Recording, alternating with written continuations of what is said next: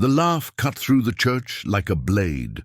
Not loud, not drunken, just a sharp, misplaced sound, too real to be nervous, too intentional to be an accident. A single laugh from the best man, right when the officiant asked if anyone objected. That was the moment everything began to fall apart. I know, because that laugh was mine.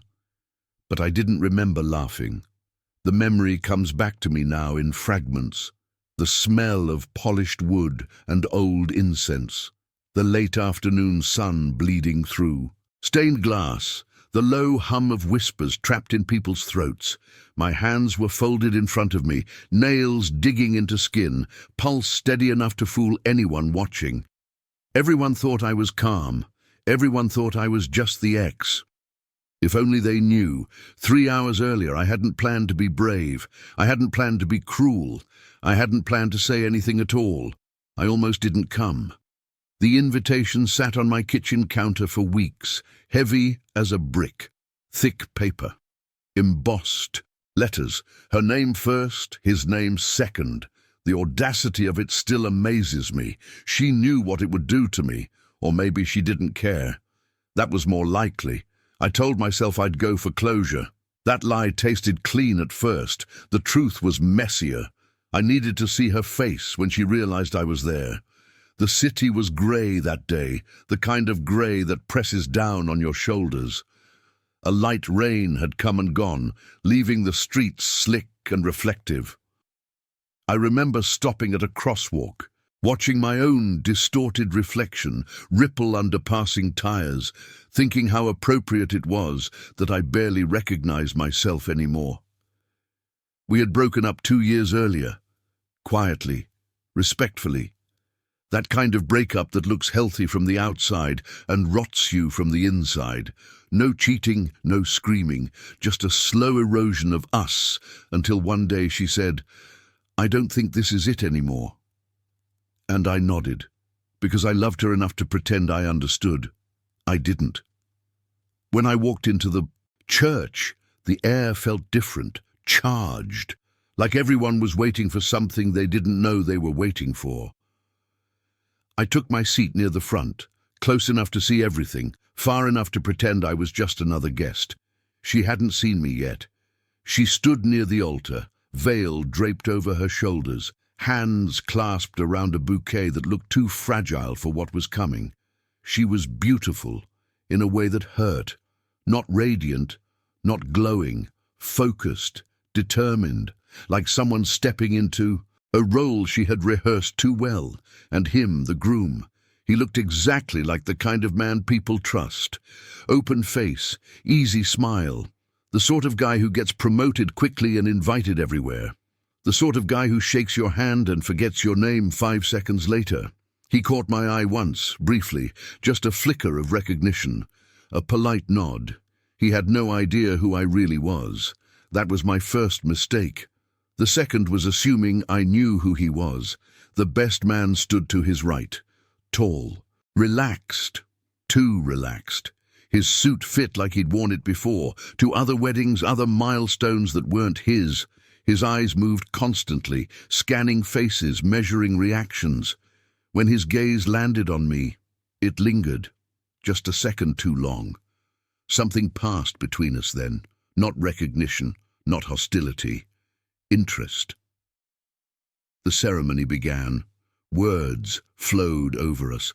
Commitment, partnership, forever. I barely heard them.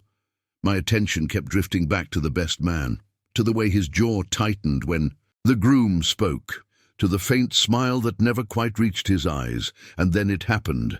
The officiant cleared his throat and asked the question, the one everyone pretends is symbolic, the one no one expects to matter. If anyone present knows of any lawful reason why these two should not be joined in marriage. Silence. Heavy. Sacred. And then the laugh. My laugh. It escaped me before I could stop it, pulled from somewhere deep and buried, somewhere that knew the truth before my mind. Caught up, a short, breathless sound that echoed just enough to shatter the illusion. Every head turned. Her eyes found mine. In that instant, I saw it all play across her face. Shock, confusion, fear. Not anger, fear. That was when I understood. This story didn't start with me losing her. It started long before that.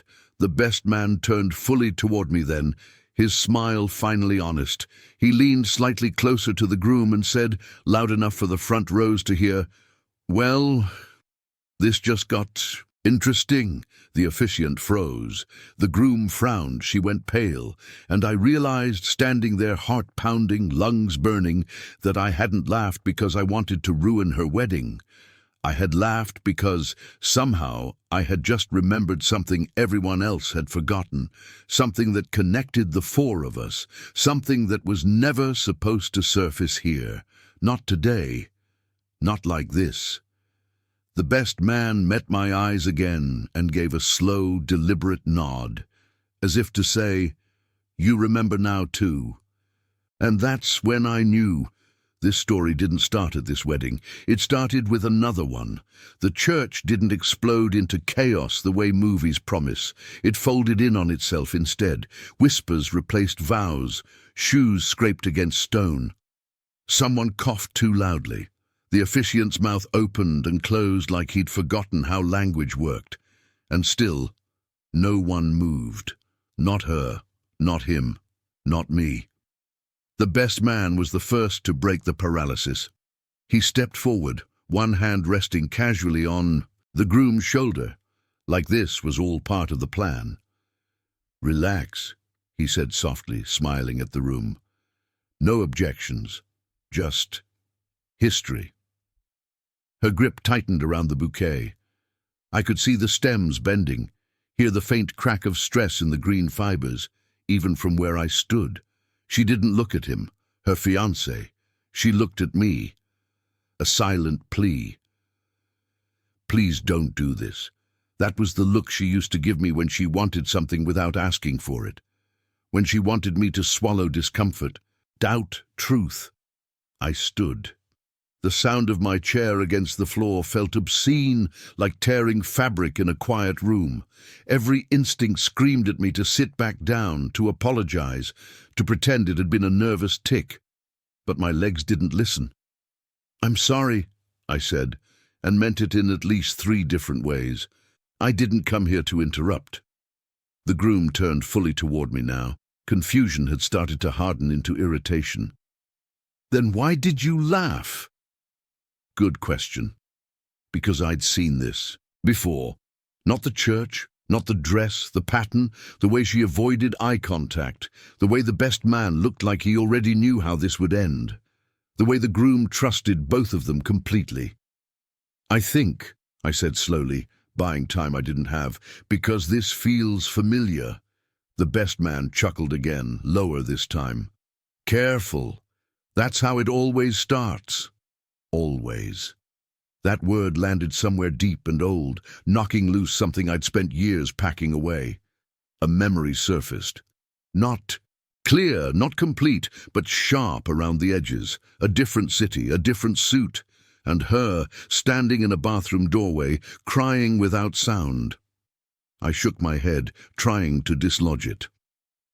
"I didn't remember until just now," I said, more to myself than anyone else. "I swear." Her eyes filled instantly. "Please," she whispered, "not here." The groom looked between us, panic finally blooming. "What the hell is going on?" No one answered him, because the answer wasn't simple. The best man sighed, theatrically, as if disappointed by the pacing. "I was hoping you'd stay quiet," he said to me. "Truly, but once you laugh at the objection part, there's really no going back." "You know him?" the groom asked, pointing at me. The best man nodded. "Better than you do. We met at your first engagement party." Her breath caught. That did it. The room tilted, reality snapping into alignment like a broken bone finally set. The memory rushed back in full color, full sound, a rooftop bar, string lights, swaying in warm night air, champagne glasses clinking. She had been engaged once before, not to me, to someone else. I remembered now, standing at the edge of that party, pretending to text while watching her laugh too hard at jokes that weren't funny. I remembered the way she introduced me as a friend from work, her hand lingering on my arm a second too long, and I remembered him. Not the groom, the best man. He had been there too, leaning against the railing, watching us with that same unreadable smile. "You told me it was over," I said to her, my voice hollow. "You said you ended it cleanly." "I did," she said quickly. "I did. That was different." The groom stared at her. What was different?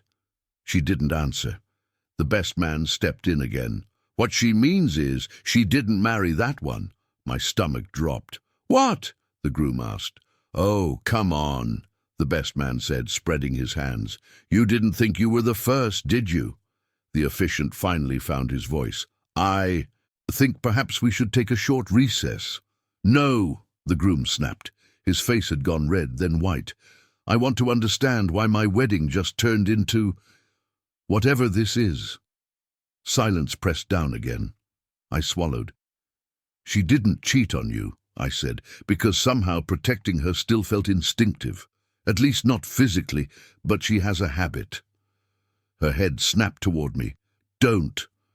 "She starts a new life before she ends the old one," I continued. "She lines things up, makes sure she has somewhere to land." "That's not fair," she said, tears spilling now. "I was scared. I didn't want to be alone."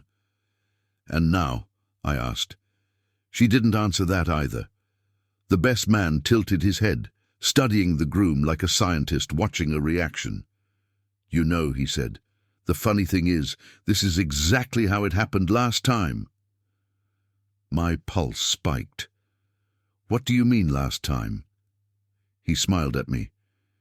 "You really don't remember everything yet, do you?" A cold realization crept up my spine. This wasn't just about her patterns. This was about mine. About why I'd been at that first engagement party. Why I'd stayed when I should have walked away. Why I'd ignored the voice telling me something was wrong. Because this wasn't the first wedding I'd interrupted. It was just the first one I'd laughed at. The groom stepped back, shaking his head. "You two are talking like this is some kind of joke." The best man met his eyes, suddenly serious. "No," he said, "it's a cycle." Her knees buckled, slightly. I saw it before anyone else and moved instinctively, catching her elbow. She flinched at my touch, and in that flinch, I understood the last missing piece. She wasn't afraid of losing him. She was afraid of remembering what happened after the last wedding. Because that story, the one none of us wanted to tell, didn't end at the altar. They cleared the church faster than I expected. Not in a rush, not in panic, just with the quiet efficiency of people who didn't want to be part of a story. They'd later hear about second-hand. Rows emptied, doors whispered shut. The air grew colder once the bodies were gone, like the building itself was disappointed. It was just the four of us now. Her, him, the best man, me. The officiant hovered near the altar, unsure whether to flee or pray. Somewhere outside, a car alarm chirped and died. Time felt loose, stretched thin enough to tear. She sat on the front pew, veil pushed back, makeup streaked in careful lines that looked like they'd been rehearsed too. The groom stood a few steps away from her, hands clenched, jaw tight, trying not to look at the woman he no longer recognized. The best man leaned against a column, perfectly at ease. I hated him for that. "So," the groom said finally, voice raw, "which one of you is going to explain why I feel like I'm about to vomit?" No one answered right away. I was the one who spoke, because that's how it had always gone. I cleaned up messes she pretended not to make. I said the things that let everyone else breathe. "There was another wedding," I said. "Years ago, different city, different people, same feeling." Her head snapped up. "You promised you wouldn't. I promised I wouldn't tell anyone," I said quietly. "I didn't promise I'd forget." The best man laughed under his breath. He always does that. Frames it like a moral victory. The groom looked between us. "You were there." he said to me. Not a question. I nodded. Not as the groom. Not even as a guest, really. I was collateral. The word tasted bitter. The memory finished assembling itself in my head, pieces clicking into place with sickening precision. It had been a small ceremony. Courthouse, not church. Fluorescent lights, cheap flowers. She wore a simple dress, white but undecided, like she wasn't sure it deserved the color yet. She was marrying someone else. And I was sleeping with her. The groom's breath hitched. "You're saying no?" I cut in quickly. I didn't know she was getting married. Not at first. That part was true. She had told me she was ending a long relationship, that she needed time, that I was helping her remember who she was. All the beautiful lies that sound like honesty, if you want them to. The best man straightened slightly. "You found out the night before." I glared at him. "You don't get to narrate my life." "But I was there," he said. "I watched you pace the hallway outside that hotel room, rehearsing speeches you'd never give." My hands curled into fists. The groom stared at the floor now like the marble might offer answers. "And you?" he asked the best man. "What was your role in this?" The smile faded. "I was the best man then, too." Silence. "That's not possible," the groom said. "It is," he replied. "Different friend. Same job." Her shoulders started to shake. She pressed her palms to her eyes, as if pressure alone could push the past back where it belonged. "I ended it," she said weakly. "I didn't go through with it." "You did," I said. "You signed." "The papers." Her head snapped up. "We annulled it." "After," I said, "not before." The officiant made a strangled sound and quietly backed toward the exit. The groom laughed once, short, sharp, disbelieving. "So let me get this straight. You were married. Briefly.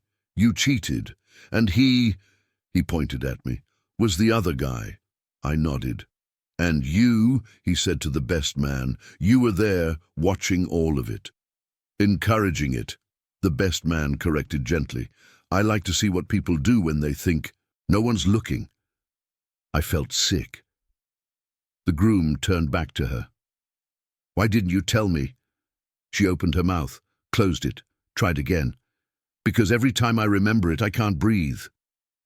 I believed her. That was the problem. "I left," I said softly. "After the courthouse. I walked out of her life completely." "That's not true," the best man said. "You came back." I frowned. "No, I didn't." He smiled again, slow, certain. "You did, just not the way you remember." The church lights flickered.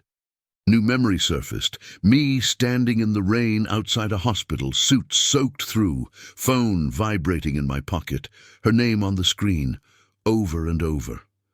My chest tightened. "What happened after?" I whispered. She looked at me then, really looked at me, and her face collapsed. "You stayed," she said.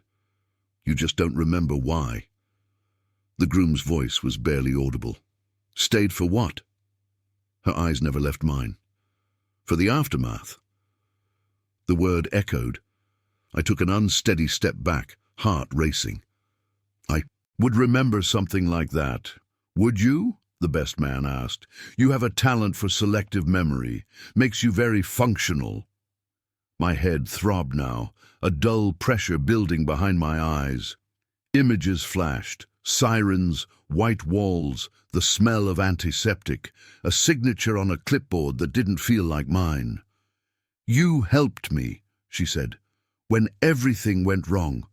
When he—" She stopped herself, swallowing hard. "When what?" the groom demanded. The best man answered instead.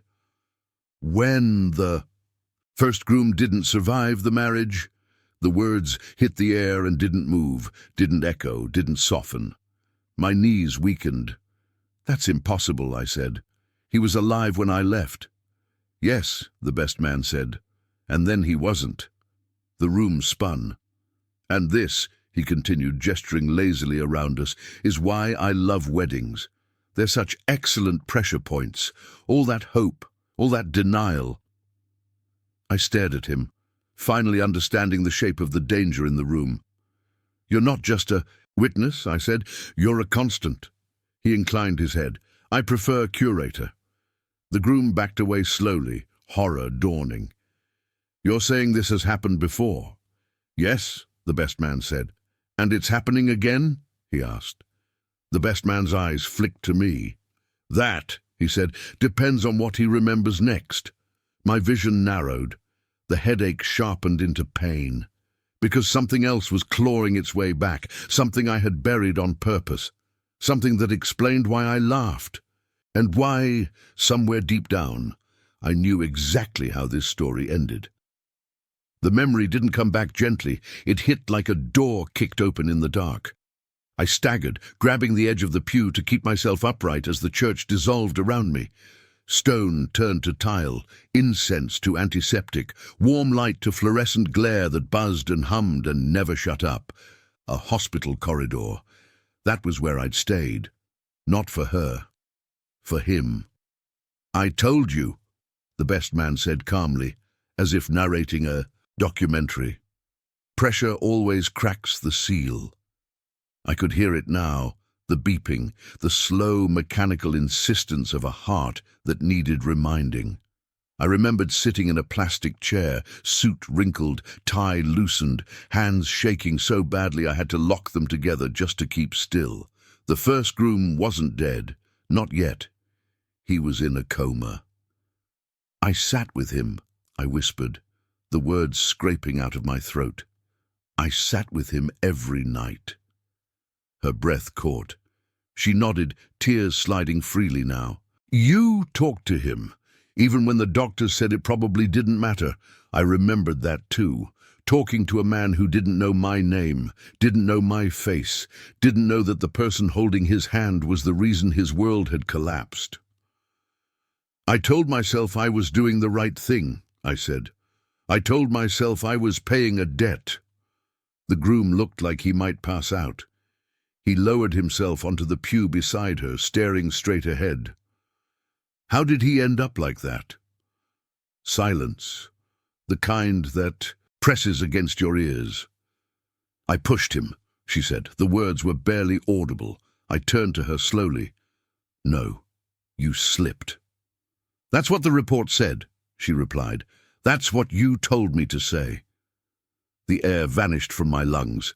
It came back in flashes now, a stairwell, concrete, an argument that escalated too fast, too close to an edge that shouldn't have been there.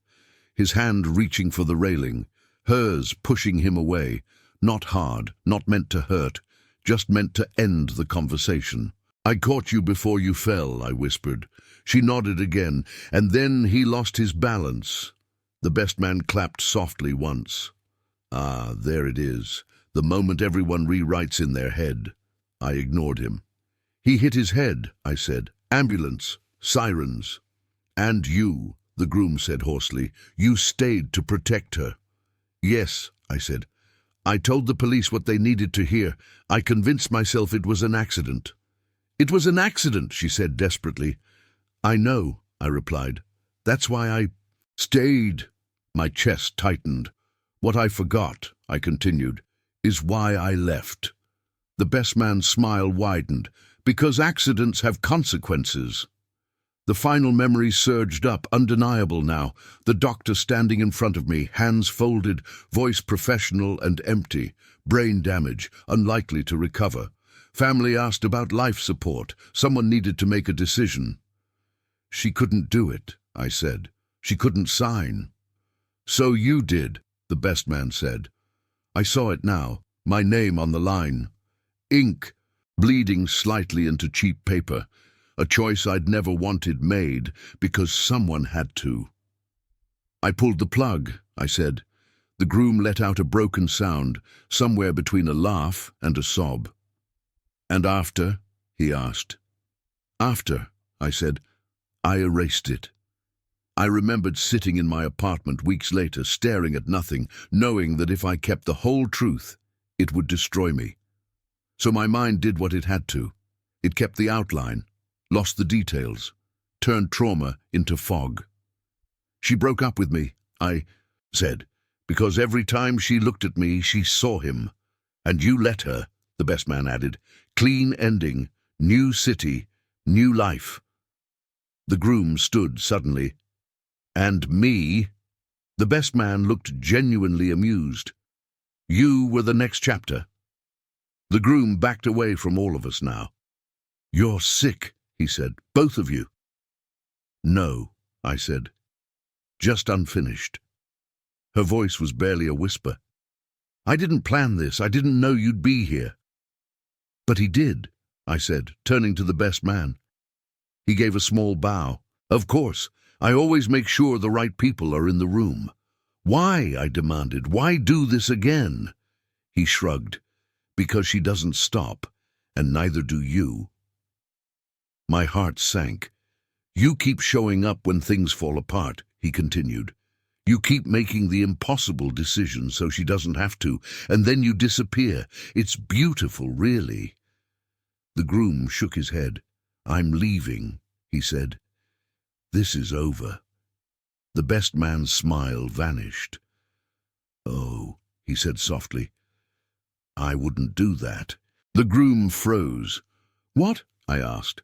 The best man's eyes slid back to me, cold now. Because, he said, this time the accident hasn't happened yet. My blood ran cold. And if you remember correctly, he added, you'll know exactly who it happens to. No one moved. The words hung there, hasn't happened yet, heavy enough to crush the air out of the room. I felt my heartbeat in my throat, in my ears, in the tips of my fingers. The groom was the first to react. He took a cautious step back. Then, another, eyes never leaving the best man. You don't get to talk like that, he said. You don't get to threaten me. The best man smiled, but there was no warmth left in it. I'm not threatening you. I'm explaining you. I stepped between them without thinking. It felt familiar, placing my body where consequences might land. Whatever this is, I said, it ends now. He looked almost disappointed. You said that last time, too. The groom's voice cracked. You knew all of this. You stood next to me, toasted us, smiled for pictures. Yes, the best man said easily, because I needed to see if the pattern still held. My stomach twisted. You're not a pattern analyst, I said. You're a parasite. That earned me a laugh. No, parasites kill the host. I let mine live, over and over, long enough to make the same choices. The church doors rattled as a gust of wind pushed against them. Somewhere, thunder rolled, distant but real. The groom backed toward the aisle. I'm calling the police. About what? The best man asked. A story you barely believe, a crime that hasn't occurred. Her hands were shaking now, fingers laced together so tightly her knuckles were white. Please, she said, just stop. He turned to her, expression softening. I can't. You know that. She shook her head, sobbing. I don't want this anymore. That's what you said then too, he replied gently. Right before you asked him to help you clean it up. Her gaze flicked to me, full of terror, and something worse, expectation. That was the moment it clicked. This wasn't about the groom. This was about me. You're trying to force my hand, I said slowly. You want me to step in again. The best man nodded. I want to see if you still will. My chest felt hollow. And if I don't? He shrugged. Then we find out who you really are. The groom's breathing had turned shallow. I'm not staying here, he said. Move.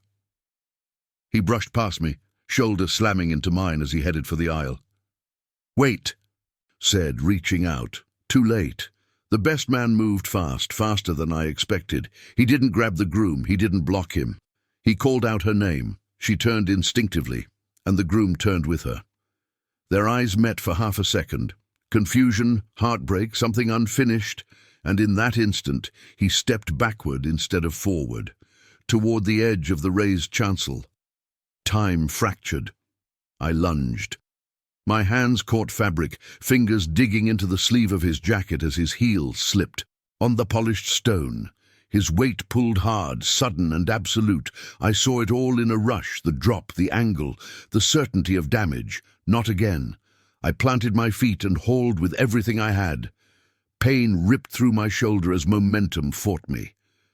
For a terrifying second I thought we'd both go. Then another pair of hands grabbed his other arm. Her. She was crying, screaming his name, pulling with a desperation that didn't exist the first time. Together, we dragged him back onto solid ground. He collapsed, gasping. Silence slammed down. The best man stared at us, eyes alight. There it is, he breathed. The choice. I rounded on him, fury burning through the shock. Get out! He tilted his head. You stopped it. Yes, I said, and you're done. He studied me for a long moment, something unreadable crossing his face. Then he smiled, small, almost proud. Interesting, he said. You remembered enough to change the ending. He stepped back, hands raised. I think my work here is finished. The groom clutched her hand, shaking violently. Who are you? The best man paused at the door. Just someone who hates unfinished stories, he said. And then he was gone. Rain hammered the church roof, loud and sudden. The groom pulled away from her, standing unsteadily. I can't do this, he said. I don't know who you are. I don't know who I am in this story. She reached for him. He stepped back. I'm sorry, she whispered. I believe you, he said. That's the problem. He looked at me then, really looked at me. Did you save my life? He asked. I nodded. Yes. And would you have let me fall if you hadn't remembered? The question cut deep. I don't know, I admitted. But I remembered. He exhaled shakily. That's enough. He walked down the aisle alone, footsteps echoing until the doors closed behind him. She sank onto the pew, empty and small. I stayed standing. For the first time, the cycle had broken. Or so I hoped. Because as the rain softened and the adrenaline faded, a final colder thought settled in. The best man hadn't looked angry. He'd looked satisfied, as if this ending too was one he'd already seen. The church smelled different after everyone left. Wet stone, old wood, something metallic that lingered in the back of my throat. The storm had passed as quickly as it came, leaving behind a low, steady drip from the eaves outside. The world didn't end. It rarely does. She sat alone on the front pew, dress wrinkled now, veil discarded, like an afterthought.